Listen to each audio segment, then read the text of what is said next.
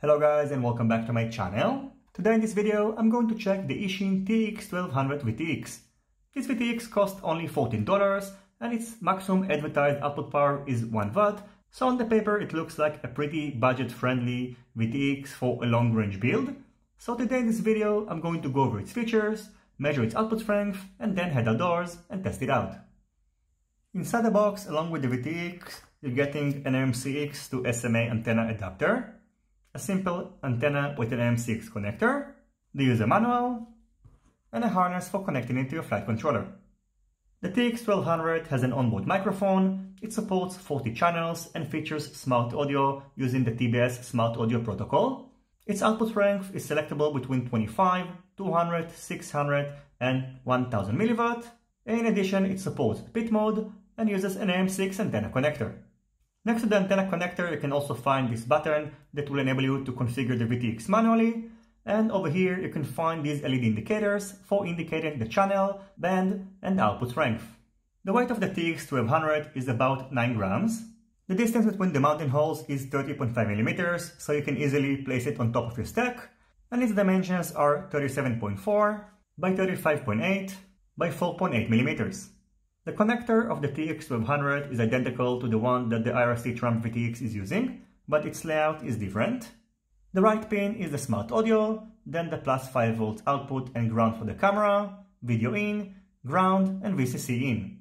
The working voltage of the TX1200 is between 7 to 26 volts, so you can use it with LiPo batteries between 2 to 6 cells. Now the VTX is powered up.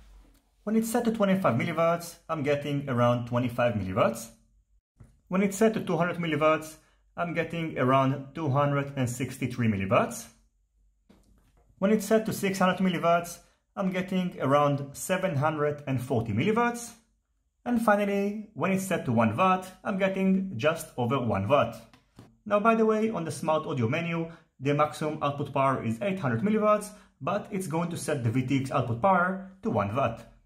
You might notice that during this test I used an external attenuator, and the reason for that is that Immersion LC recommends to use one when measuring an output power of more than 500 mW for a long period of time. Inside the settings of the Immersion LC RF meter V2, you can find over here the value of the used attenuator, and then it calculates the measured output power accordingly. The next thing I've done is to head outdoors and test the Eachine TX1200 VTX using the different output strength options. In my opinion, it did pretty well on my test, and if you are in the market for a budget-friendly long-range VTX, it seems like a pretty good option. I hope you will enjoy the rest of this video. As always, if you have any questions, feel free to ask them in the comment section down below. Don't forget to leave a thumbs up if you like this video, and consider subscribing to my channel and hitting the notification bell if you're not already subscribed. See you in my next videos, and goodbye.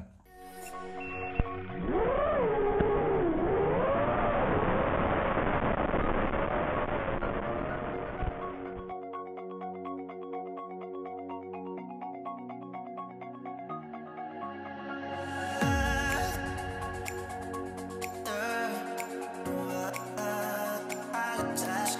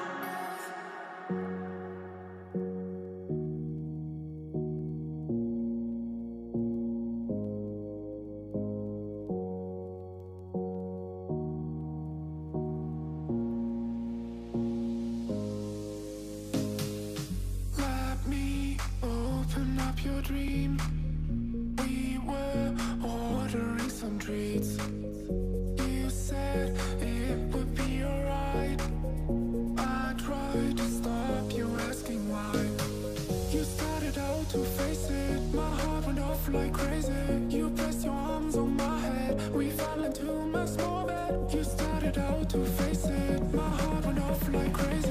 I felt my breath was taken. We were about to make it.